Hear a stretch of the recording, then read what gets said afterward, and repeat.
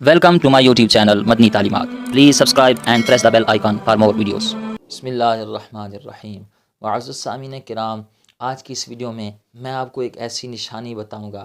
اگر آپ کو نماز پڑھتے ہوئے، قرآن پڑھتے ہوئے، تہجد پڑھتے ہوئے، استغفار کرتے ہوئے اور درود شریف پڑھتے ہوئے، دیگر اذکار کرتے ہوئے یہ نشانی نظر آئے تو سمجھ جانا کہ یہ اللہ تعالیٰ کی ناراضگی کی نشانی ہے.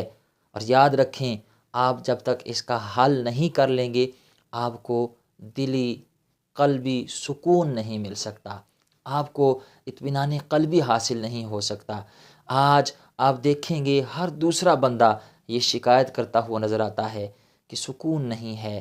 میں نے بڑی کوشش کی کہ مجھے اطمینان قلبی حاصل ہو، لیکن دل وہ مطمئن نہیں ہے، سکون نہیں ہے، الجھن سی رہتی ہے.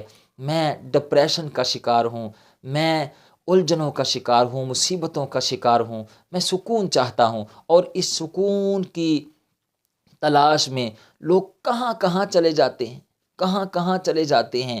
کچھ لوگ تو دین کا رخ کرتے ہیں، مساجد کا رخ کرتے ہیں، اللہ کی یاد کی طرف پلٹ آتے ہیں، اور کچھ لوگ اس سکون کی تلاش میں بھٹک جاتے ہیں اور وہ شراب خانوں کا رخ کر لیتے ہیں. اس قدر پھر وہ آگے نکل جاتے ہیں سکون کی تلاش میں کہ وہ شراب خانوں اور کباب خانوں کے اڈوں پر پہنچ جاتے ہیں، اور پھر کئی دفعہ اتنے دور نکل جاتے ہیں کہ واپس پلٹنے کا انہیں پھر راستہ ہی نہیں ملتا.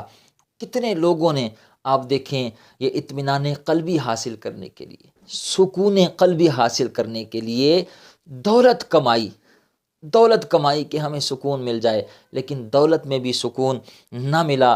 بڑے بڑے محلات لوگوں نے بنائے کہ مجھے سکون مل جائے، لیکن سکون نہیں ملا. ان محلات میں باغات بنائے، ان محلات میں تالاب بنائے، منشا صرف ایک تھی کہ کسی طرح اطمینان قلبی حاصل ہو، سکون قلبی حاصل ہو، لیکن سکون نہیں ملا. کوئی مری کے چکر پہ وہ سفر پہ نکل گیا، کوئی ناران کاغان چلا گیا، اور کئی دوسرے ممالک میں جا کر صرف اور صرف سکون قلبی حاصل کرنے کے لیے گیا، لیکن سکون نہیں ملا. کیوں؟ کیونکہ ان چیزوں میں اللہ تعالیٰ نے سکون رکھا ہی نہیں. سکون کس چیز میں ہے؟ اللہ تعالیٰ کا قرآن ہمیں اس کا راستہ بتاتا ہے. قرآن کریم میں رب تعالیٰ نے ارشاد فرمایا، الا بذکر اللہ تطمئن القلوب، فرمایا خبردار ہو جاؤ اور اچھی طرح کان کھول کر سن لو، الا بذکر اللہ تطمئن القلوب، سکون کی دولت تو اللہ کی یاد میں رکھی ہوئی ہے. اب یہاں پر بہت سارے ذہنوں میں سوال اٹھتا ہوگا کہ میں تو نماز پڑھتا ہوں سکون نہیں ملتا، میں تو قرآن پڑھتا ہوں سکون نہیں ملتا، میں تو ذکر اللہ کرتا ہوں سکون نہیں ملتا.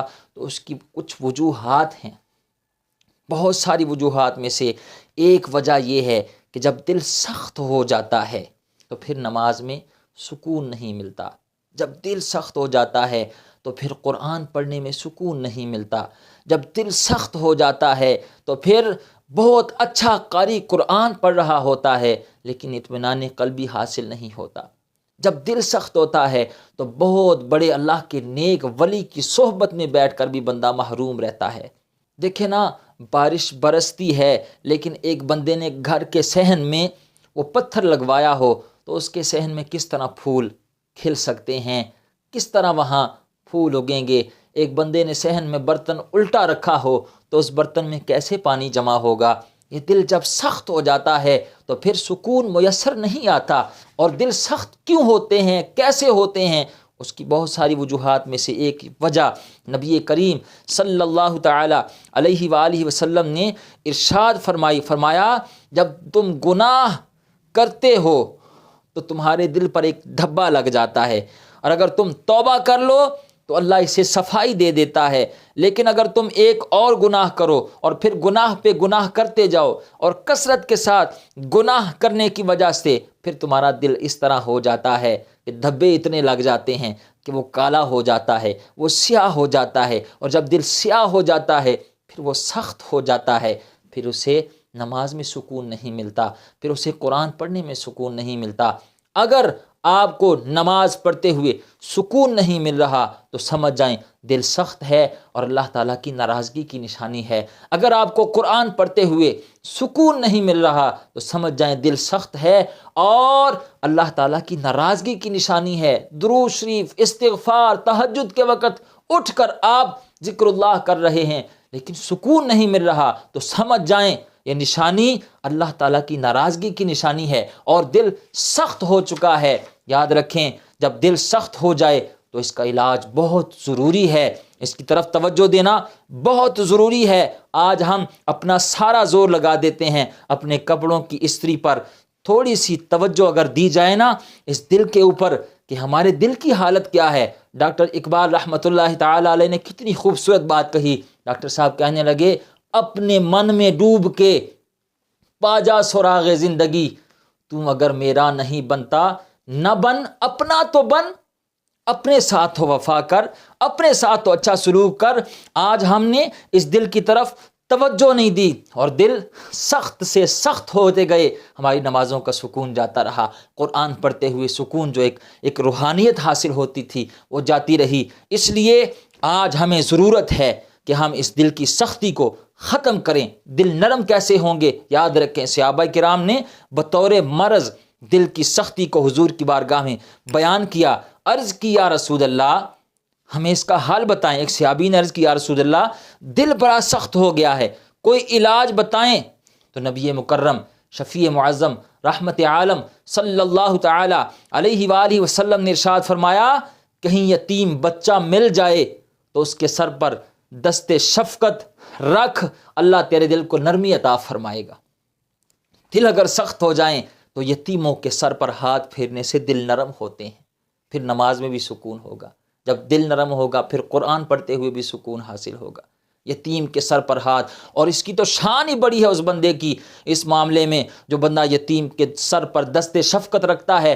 نبی مکرم شفیع معظم رحمت عالم صلی اللہ تعالی علیہ وآلہ وسلم نے ارشاد فرمایا جو یتیم کی کفالت کرے کل قیامت کے دن جس طرح یہ دو انگلیاں جڑی ہوئی ہیں نا، اس طرح یتیم کی کفالت کرنے والا میرے ساتھ جڑ کے جنت میں داخل ہو جائے گا۔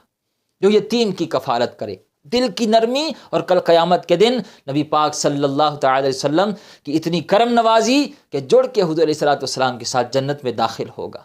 تو دل کی سختی دور کرنے کے لیے پہلا نسخہ فرمایا یتیم مل جائے تو اس کے سر پر دست شفقت رکھو۔